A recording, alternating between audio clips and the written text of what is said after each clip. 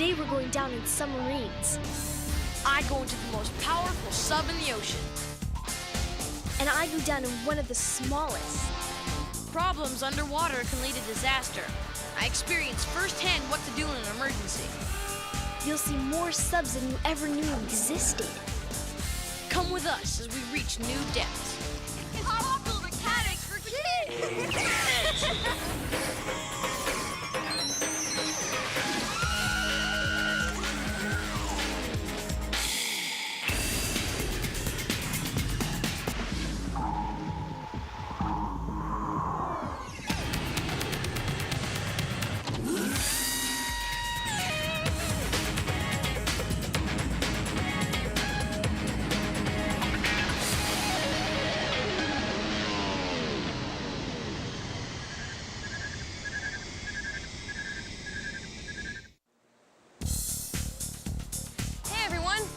Welcome to PMK.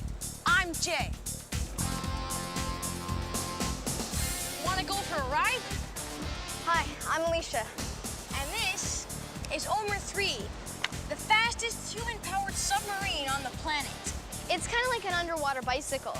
You pedal it to make it go. And these are the engineering students who built Omer 3. Hi, guys. Hi. Later on in the show, we'll take you to the international submarine races. They're held in the U.S. Navy's giant water tank, and you'll see why these guys became world champs. The races are not just for fun. It took these guys 1 year to build this sub, and the technology that they invented has helped to improve much bigger subs. Like the giant nuclear sub I checked out.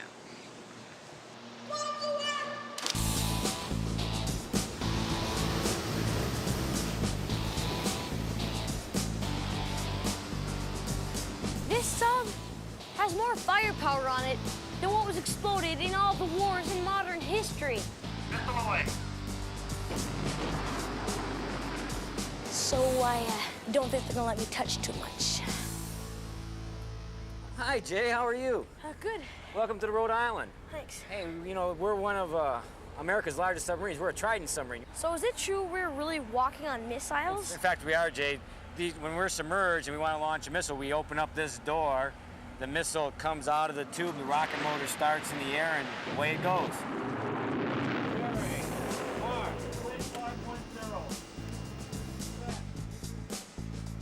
This is the nerve center of the sub. The control room, where they drive the ship. Pumps iron to broadcast, bring the Zebia to the con. 90. Orders go to the helmsman, who steers the sub from here. Would you like to try it, Jay? I'd love to try it. That's it? Yeah. This is how you can control the direction the ship is driving, and the depth of the ship, and the angle of the ship. Range, 0.2 divisions in high power. There are no windows in a submarine, but there are two ways to see outside. The first is the periscope. Jay, look through the periscope and tell me what you see. Okay. Is that the submarine? Yes, it's a submarine just like the one you're on now. That's cool. Once the sub goes deeper than periscope depth, the other way to see is by using sound. You see, sonar sends out waves which bounce off rocks, ships, even fish. Okay, right here. Hear that noise? Right there, that's a whale. Underwater microphones called hydrophones hear the sounds, and computers turn them into pictures. And that's how they navigate.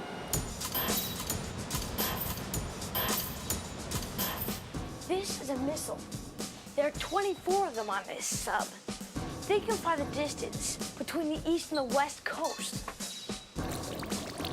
This sub is huge, longer than 2 football fields, but it can still travel undetected to any area of the globe.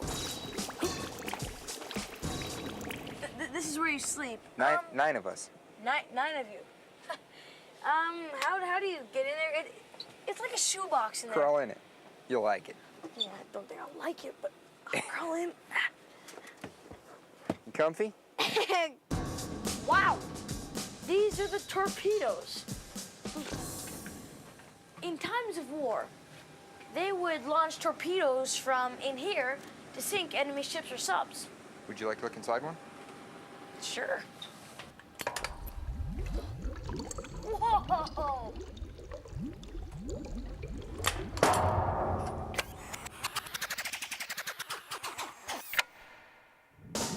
You're looking at the very first attacked submarine in history.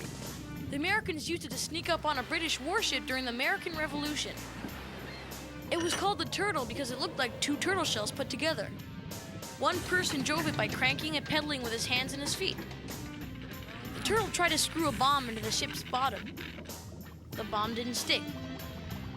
The mysterious invisible attack was enough to scare away the British.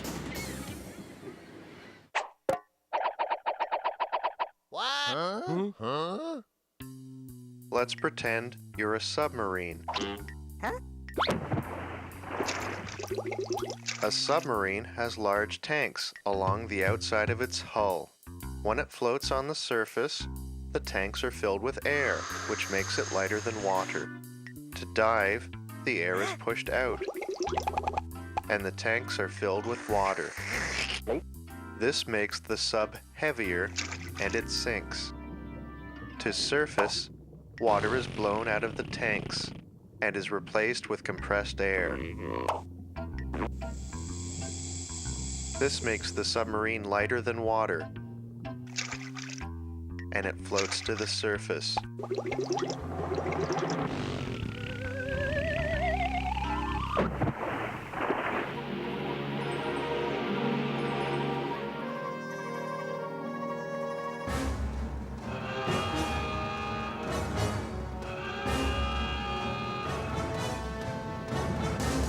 Well, a model submarine is very much like a real submarine. You have a ballast system, you have propulsion, you have control. We use gas, propel gas, the same stuff that you buy at the hobby shop to eject the water. The part I like most about model submarining is the challenge of building them, and it's really fun when you're out driving them around. RC, radio control. It's the ability by radio to control remotely a vehicle.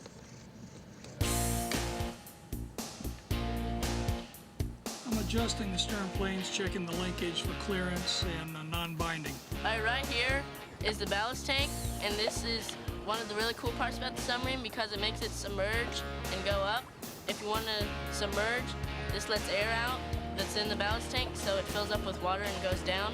And if you want to dive up, you just take this, and it's compressed gas, so it pushes gas into the ballast tank, so it rises. Okay, the model's been completed, but prior to each run, you have to do your systems tests, which involves hooking up the watertight cylinder, making up the linkages, testing those linkages for clear on-binding operation, propulsion. So first thing we're going to do, we get it in the water, we vent the ballast tank, and like a real submarine, it sinks. And we're ready for patrol.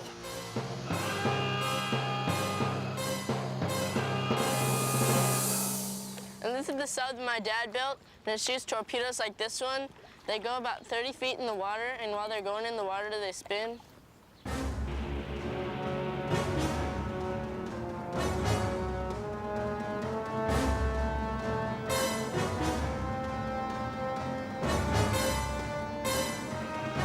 Oh, no, not the destroy button! Oh, give me the gun, give me the gun! No!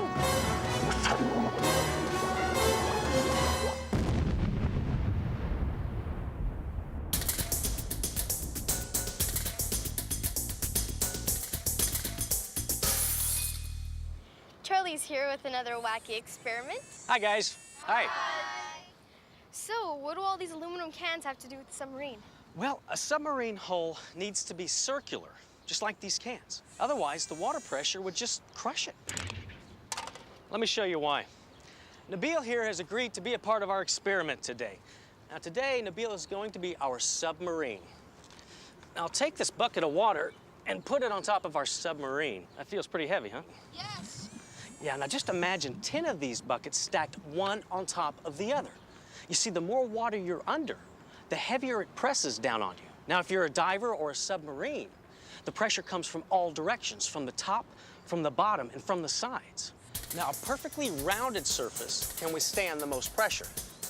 Let me show you just how strong one of these empty aluminum cans really is. Alicia, I need 2 volunteers. Okay. Okay, I got one. Him right there, and her. Great, guys, come on down here. What is your name? Natasha, and your name? Lawrence. Lawrence. Okay, Natasha, if you would please put 1 foot up here and put all your weight on it, and I want you to lift yourself right off the ground.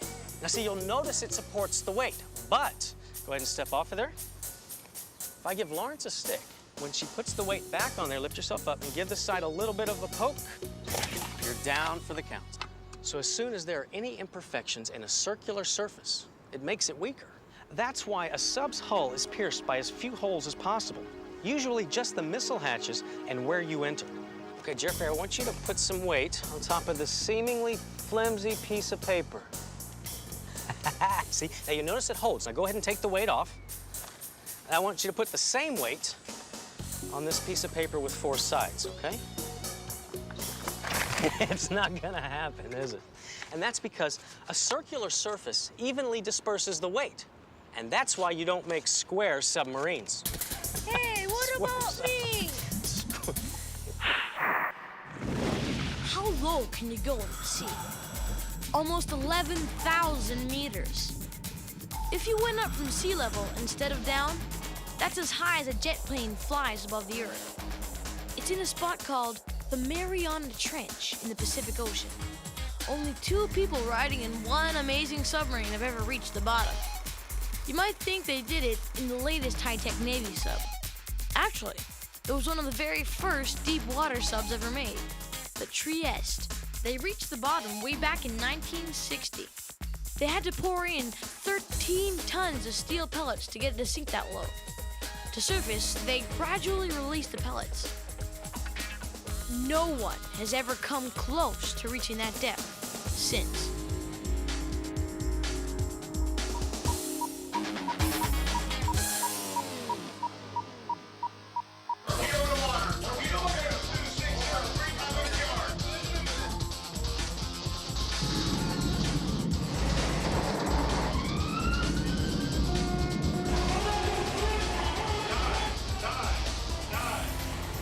We're in the middle of some serious training exercises that submariners have to go through.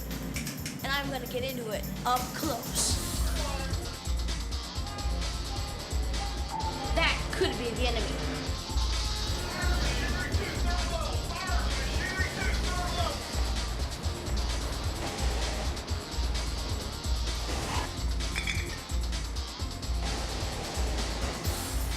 Fire is one of the most dangerous things that could happen on a sub. That's why here, they practice firefighting.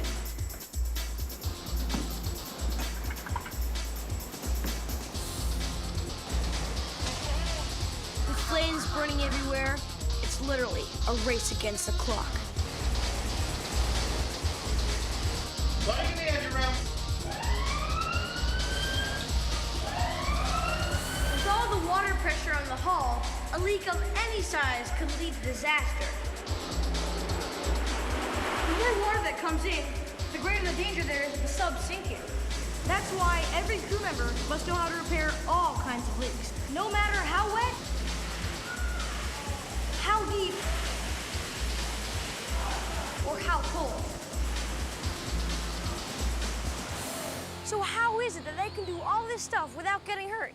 Above ground, in this facility. Behind these doors, crews practice hazardous situations, too dangerous to try on real subs. Let's find out how. In each of the training rooms, an instructor sits at the back and programs a computer to simulate different problems. Like in the fire practice room, they use propane gas to create real flames, and the instructor controls the fire from here. Rig shift for fire and general emergency. Same thing in the wet room. The instructor programs all kinds of leaks for the submariners to deal with.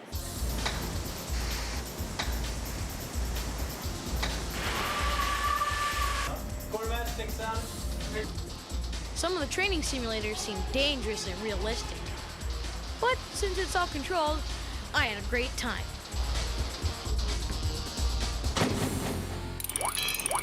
It's named after Alvin the cartoon chipmunk, and it's the busiest research sub in the biz. Since 1962, Alvin has made more than 3,000 dives. It's been stuck in crevices, attacked by a swordfish who was eaten for supper, lost its arm and had to go back and get it. And once, a cable holding it to the ship snapped. The people inside managed to scramble out, lucky for them, because it was lost for almost a year, 5,000 feet down. The Navy got it back. It's found new kinds of life, and a 20 megaton hydrogen bomb the Navy lost. Alvin was also the first sub to see the wreck of Titanic close up.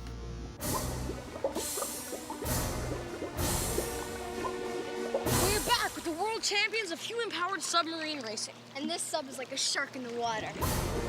It tore its opponents to shreds. It went twice the speed of most of the other subs in the race. And since some of the subs are watertight, the people inside use scuba tanks to breathe. Like Francois, the pilot of the champion sub.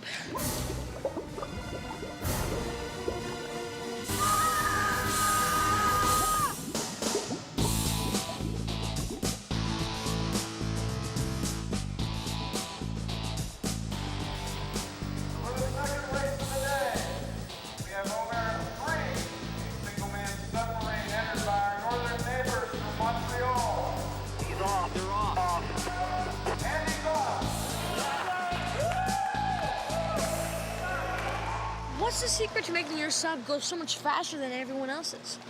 Well, our sub has something that other subs don't have. We have a computer on board. What it does is takes care of the propeller blade. The propeller blade can change angle. So when we want to go faster, we increase the blade, so we get more water in the blade. So that's why we accelerate so fast.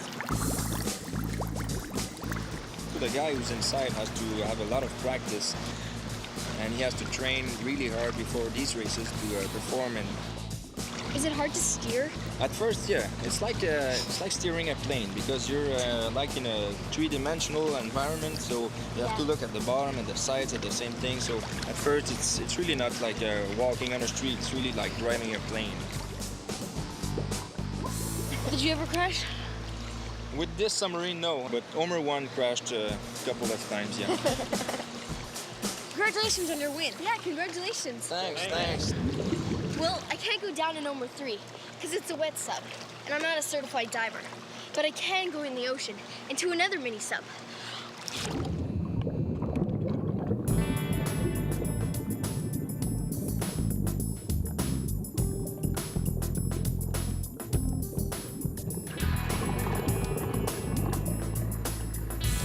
Unless you're a fish or a trained diver, views like this you just can't see. Until now, that is. I'm on my way to Catalina Island, off the California coast, to do some underwater exploration.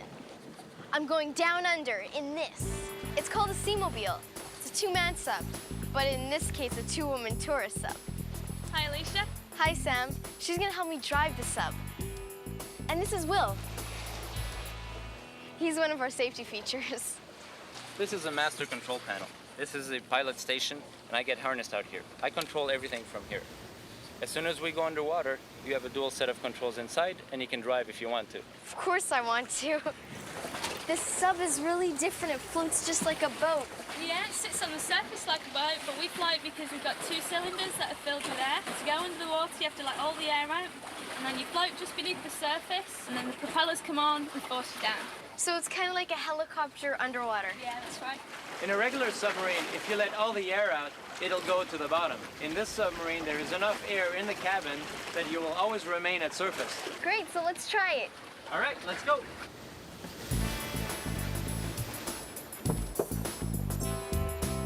Am I going the right way? Yeah, there's no wrong way here down here. There are no highways, there are no roads, there are no stop signs, there are no green lights. So, oh my gosh. Oh, this is so exciting. I'm a fish now. I can feel it. I'm a Okay, and fish. here we are. Okay, Alicia, you've got the control. All right, I'm controlling. Just keep pushing the red button to go down. What's the maximum depth we can go? The machine's rated for 150 feet. It's really almost like a video game. All you're doing is just taking the joystick and going where you want to, and you have no worries. You're doing great in there. Thank you. It feels great down here. The vertical thrusters is what keeps us under. There are also 2 thrusters in the back that makes us go forward. That is so pretty.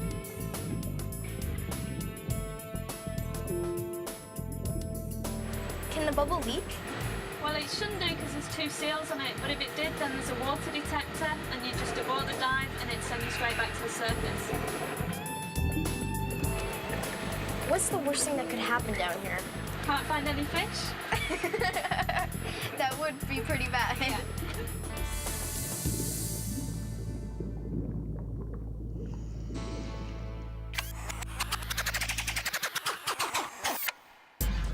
Sub in space.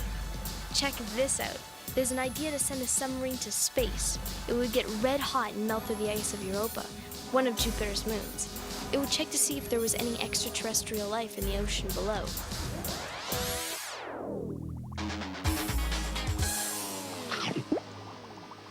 Well, that's another episode of Flipper.